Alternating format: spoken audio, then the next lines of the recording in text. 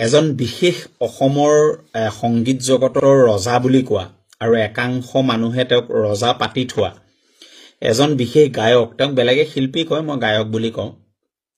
তেওঁ ৰাজীৱ সদিয়াক চিনি নাপায়, দেখাও নাই চাগে ৰাজীৱ সদিয়াক।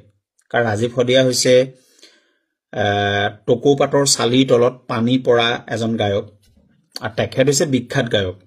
তেখেতক ৰজা, তেখেতক ডাঙৰ ডাঙৰ মানুহৰ আশীষ ধন্য তেখেত মানুহ। ৰাজীৱ সদিয়াক তেওঁক চিনি নাপাব পাৰে ডেফিনেটলি, কাৰণ ৰাজীৱ সদিয়া হৈছে একদম মাটিৰ শিল্পী, জাতিৰ শিল্পী, জনকণ্ঠ, গণকণ্ঠ। ৰাজীৱ সদিয়া হৈছে টকৌ পাতৰ চালিৰ তলত থকা, শইন খেৰৰ চালিৰ তলত থকা এজন গায়ক। ইমান ডাঙৰ গায়কে, ইমান ডাঙৰ ৰাজীৱ সদিয়া গায়ক নহয় দেই, ৰাজীৱ সদিয়া হৈছে গণশিল্পী। যেনেকে মঘায়ুজা গণশিল্পী, ৰাজীৱ সদিয়া গণশিল্পী আৰু জনতাৰ শিল্পী। তেওঁ গণশিল্পী হোৱাগে নাই, তেওঁ জনশিল্পী আৰু গণশিল্পী হবলৈ বহুত দিন আছে, বহুত দিন আছে। তেওঁ নিজকে গণশিল্পী বুলি ভাবে 30,000 গান গোৱাৰ কাৰণে। তেওঁ নিজকে ষ্টেজত, বিহু ষ্টেজত গৈ পেলাই কয় মই 40,000 গান গালো ইমান দিনত। তেওঁ মৰিলে কিমান মানুহ তেওঁৰ লগত যায় এইটো এটা প্ৰশ্নবোধক। কিন্তু ৰাজীৱ সদিয়া প্ৰমাণ কৰি দিলে যে ৰাজীৱ সদিয়া যেতিয়া ঢুকাইছে, ৰাজীৱ সদিয়াৰ যেতিয়া চাঙিখন দাঙি লৈ গৈছে, তেতিয়া 5,000 পৰা 10,000 মানুহ লগত গৈছে। তেওঁৰ লগত কিমান মানুহ যায় নাজানো। আৰু তেওঁক আমি জনাই থব বিচাৰিছো যে ভূপেন হাজৰিকা মৰাৰ পিছত আটাইতকৈ বেছি মানুহ যদি কাৰোবাৰ লগত গৈছে শেষ যাত্ৰাত, সেইজন ৰাজীৱ সদিয়া। তেওঁ মৰোতে ইমান মানুহ যায় নে নাযায় প্ৰশ্নবোধক। তেওঁক তৈলমৰ্দন কৰি থকা, তেওঁক অইলি কৰি থকা, তেওঁক তেল মাৰি থকা, পাম দি থকা যিসকল আছে, সেইসকলৰ বাবে তেওঁ ভগৱান। আমাৰ বাবে ভগৱান নহয়, আমাৰ বাবে জাতীয়তাবাদী শিল্পী, আমাৰ বাবে গণশিল্পী, আমাৰ বাবে জাতিৰ শিল্পী, আমাৰ বাবে নিষ্পেষিত জনতাৰ শিল্পীজনৰ নাম হৈছে ৰাজীৱ সদিয়া বা মহেন্দ্ৰ হাজৰিকা বা আৰু কিছুমান শিল্পী আছে, 2-এজন শিল্পী এতিয়া আছে। তেওঁ এটা কথা মই আচৰিত পালো যে তেওঁ কৈছে মই ৰাজীৱ সদিয়াক ইমান চিনি নাপাওঁ দেই, এনেকে কৈ দিছে। মদ খাই আছে, তেওঁ চূড়ান্তভাৱে মদ খাই আছে। আৰু ৰাজীৱ সদিয়া মৰাৰ 2.5 দিনৰ পিছত তেওঁ প্ৰতিক্ৰিয়া দিছে।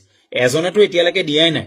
তেওঁ লণ্ডন, আমেৰিকা, কলিকতা, কেলিফৰ্ণিয়া এইবিলাকত প্ৰগ্ৰেম কৰিলে, সেইজনেতো আহৰিয়ে পোৱা নাই কবলৈ।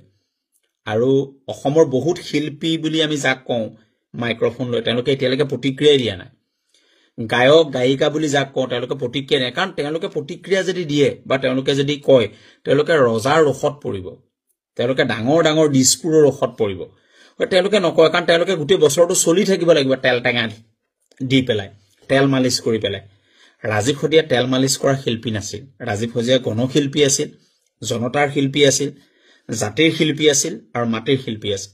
মই দুৰ্ভাগ্য, মই এতিয়া ফেচবুকটো চাওঁতে দেখিলো, আমাৰে বিকাশে সুধিছে, প্ৰাগ নিউজৰ বিকাশ, সি সুধিছে, মই নামটো কৈ নিদিওঁ সেই গায়কজনৰ, শিল্পী বুলি মই নকওঁ। তেওঁ ৰাজীৱ সদিয়াক চিনি নাপায়। বৰ ডাঙৰ কথা, ৰাজীৱ সদিয়াক তেওঁ চিনি নাপায়। ৰাজীৱ সদিয়াক তেওঁ চিনি নাপায়টো বহুত ডাঙৰ কথা। ৰাজীৱ সদিয়া অমৰ। আপুনি অমৰ হয়নে নহয় এইটো প্ৰশ্নবোধক, আৰু আপুনি মৰোতে কিমান মানুহ লগত যায় এইটো প্ৰশ্নবোধক। কিন্তু ৰাজীৱ সদিয়া মৰোতে 20,000 মানুহ লগত গৈছে। মই স্পষ্ট কথা কোৱা মানুহ, ভয় নকৰো।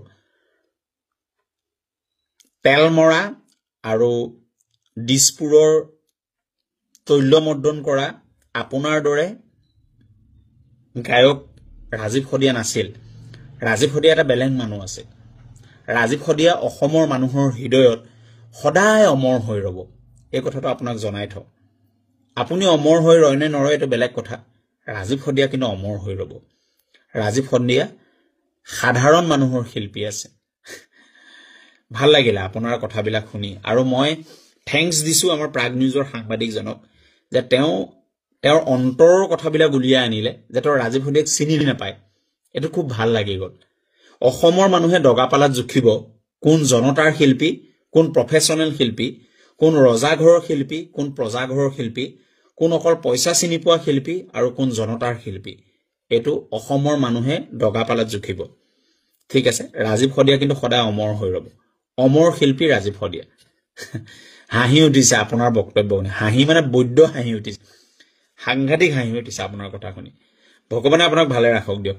ধন্যবাদ।